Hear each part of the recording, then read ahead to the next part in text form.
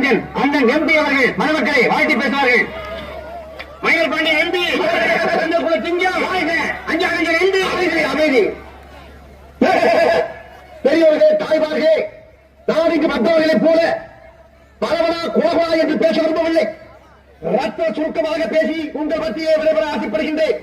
ஒரு பெண்ணுக்கு திருமணம் என்பது குதிரைக்கு கொம்பு முளைத்தது போல், உழவன் கொம்பு தேருக்கு ஆசைப்பட்டது போல், சூரியன் மேற்கே உதித்தது போல் என்றுதான் நான் கருதுகிறேன். இதற்கெல்லாம் என்ன காரணம்?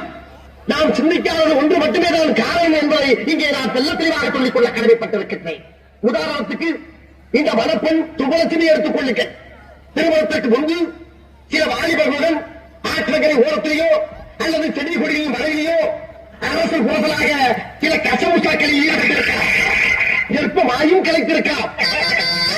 இந்த விஷயம் தம்பி கணேசனுக்கு தெரிய வரும் பொழுது இதை பெரிதாக எடுத்துக் கொள்ளக்கூடாது.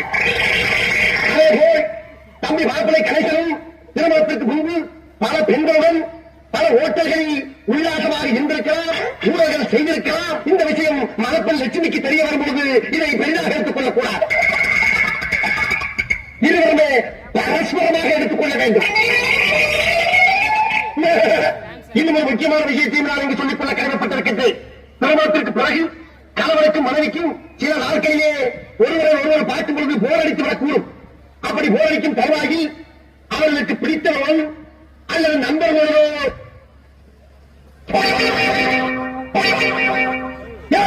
தைவத்தை செய்து கொள்ளலாம். சந்தேகம் என்ற கொடி நோய்